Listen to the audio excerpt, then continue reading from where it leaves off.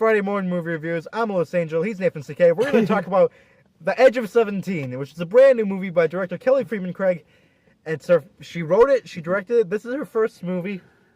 It stars Haley Steinfeld, Blake Jenner. Blake Jenner plays the brother. Haley Steinfeld is the main actress, main character. She is great in this movie. And this movie, now we're getting through this. This took like 11 takes, swear to God. And it's about teen angst, and it captures it in such a raw and pure form. I'm sorry. And it's so no, this is it. This is the video. I'm leaving all this in. And it's such a great teen movie that, man, it like I said, it captures angst in such a pure way. And Haley Steinfeld plays this introvert, and she's only got one friend really, and Haley Lou Richardson, who plays her best friend Krista. They've been friends forever, and they have this great friendship. And you know, Haley's, like I said, she's an introvert, so she's very antisocial. She always makes jokes at other people's expense, like her brother, Blake Jenner, her mom, Cara Segwigmona, Kevin Bacon's wife, and they're cousins. Did you know that? They're first cousins. And they have this teacher, and Woody Harrelson, who is fantastic in the movie. He is so great in the movie. And there's another character, in Hayden Zito, who is he's great in the movie. He's like a love interest. Who's this very adorable guy. Yeah. And, you know, everything's not okay with Haley. She lost her father at a younger age in a scene that I think will break your heart. Oh, yeah. It broke mine. How dare the movie try to make me happy and succeed in making me happy after crushing my soul. Because this is a horrible review, but that guy was such a great dad, wasn't he? He was amazing. He was, dude. We only saw him for like 5 minutes. And I thought, oh, he's not going to be a good parent, right? Because in the trailers... And he's the opposite of the mother. What the mother shows. Yeah. And that's why they work so well. The mother was kind of selfish, where the father was just so loving. Like, you felt this guy really loved his children. Oh, yeah. He wanted to give them the world. And unfortunately, he passes away really early in the movie. Probably like first 7 minutes. Wow, this is a bad review. And I'm going to put in the title, spoilers, kinda? Maybe? I don't know. And so that's hard on the whole family.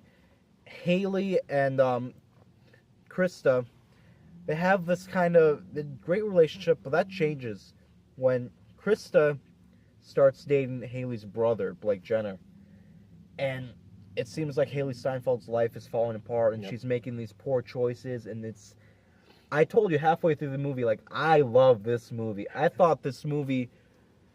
I mean, I was loving it. I thought Woody Harrelson as the teacher. Let's talk about how much we love Woody Harrelson. Woody Harrelson is amazing. Every time she comes to either sit with him, talk with him. Anytime he's on screen, he's amazing. He's so good, but he brings a levity, a sarcasm to him that is so amazing, and you are like, wow, he's... A lot of his stuff, you don't even imagine... a teacher saying that's this, what I like, and that's why it's so great, because it's original. So much of the screenplay is just like, what's the worst possible things these characters could say at this moment, and they say it, and it's just lovely, and it works. It's wonderful, and you're not offended by, but you like it. But because it's so against the norm, right? But I feel like Haley really captured what it is to be introverted, like to be. Like, I'm not comfortable in groups of large people, and I feel like I saw that perfectly. I think she did a very great job. This is her best performance to date. Oh, yeah. Over the one that she got nominated for in True Grit. I think she's absolutely magnetic in this film. Oh, yeah. She's so relatable. Exactly. She's so fucking human. I just swear. Not even teens in general, but definitely like anyone can relate to this movie. Teen girls, too. Girls, boys, even anyone me. under the sun. I mean, a lot of time in high school, you know, I only had a few friends too. Yeah, I didn't really have a lot of friends. Neither did I. But now we're friends. I mean, going back to it's just so it captures what it is to be a loner in high school. Just when she's walking the hallway, you feel that, and you feel like I had a really good relationship with the teacher. but it's like, and you see that in a way that with Woody Harrelson, it's just great. Yeah, it's great. And then after things happen, you actually see he does have a life, and he has stuff at like he has stuff outside. I love that you see him outside of school. I love that. Exactly. I love that so much. Going back to when the dad died, you definitely see it affect Haley. You don't really see it affect the brother as much. You know it does. Yeah, you know it does, but I still you don't see that. I still hate the brother. But then you get to see how different people handle things. You're right. I didn't think about especially the mother.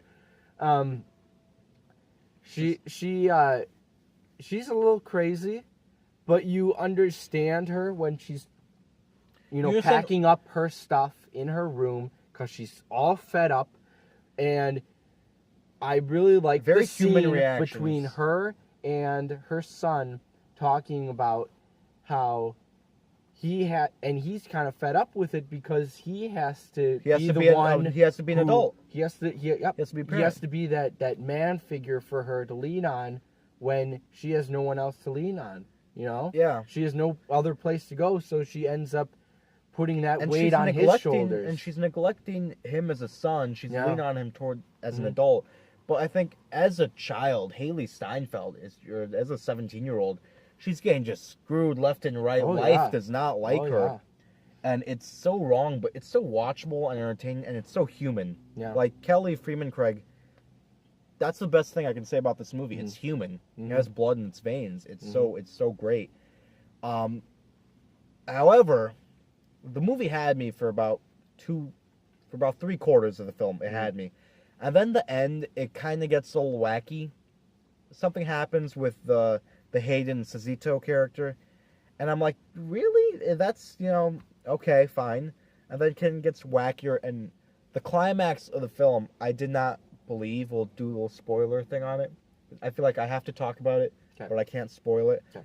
I didn't buy it, so it hurt the film for me. It hurts the grade I'm going to give it. Okay. I definitely bought it. Because of their interaction. Okay. Leading up to this. It's because of their interaction that I didn't buy it. Really? So that's interesting. Really? That check out our Fantastic Beasts review. We clash. Okay. But I buy it. I mean, not as it's human and it's real life form, because that's why I didn't buy it. Because it is a movie itself, and you are able to imagine what this could be, and what it is and how it ended. Okay. And I buy that. I think not because of how it should have gone or how it actually really would have gone. Right. That's exactly why I didn't buy it, because the whole time the movie was real to me, except the last quarter of the film where it turned into a movie ending. It felt like I was just watching this girl's life, and then at the end I'm watching a movie. But I feel I got the Hollywood ending at the end that I didn't want. I wanted the real ending. True. But I also feel like she had to have that ending. Because you want to send people home happy. That too, but she had to turn around at some point. She had to turn around. Well, we'll talk about the spoilers. You want to do spoilers now? Okay, well, let's give the rating. Okay. I'm going to give this a 3.8 out of 5. I think this thing was riding a 4.5 for a long time. Okay. But I do think towards the end of the movie, I think I'm going to go 4.4. 4.4? Sure. Okay. Spoilers? Really, you should see the movie. But yeah. Spoilers, she didn't do anything wrong, is what I was thinking. I feel like she had every right to feel the emotions she felt with Krista. It's a betrayal. You know how she feels about her brother, and great, Krista does have these emotions toward him. But that brother, I thought he doesn't love his sister. Okay. I thought he didn't love her. And the way that he just tells her, I have a heart too. And she just accepts it and forgives him, where she shouldn't forgive him. Because I didn't buy that. Yeah, I buy that he has a heart too, but that doesn't mean what he said earlier about not loving her. True. I think that made up for it. Yeah, but there's a point where you can't keep hate in your heart. And I agree. I mean, even in my family, they're like with my we cousins all have our own and family, stuff. They have their own thing going on where things are clashing within their family, and there's a point where you have to forget about all that. And this is real talk. This is real talk with this is real talk. Kiker and Angel. So, I mean, you have to forget and you have to forgive, and it's not forgetting, but it's letting the past be the past, and now moving on. And I loved how they broke through that, and they finally accepted each other. Didn't make it a war zone like the mom was saying. And she or him, doesn't matter, but they have to break that and at least accept each other. I agree that they had to break it. Maybe I don't know what this says about me as a person. You're probably a lot more accepting and forgiving than I am, but I agree, but I think there was a better way to get to that point. Okay.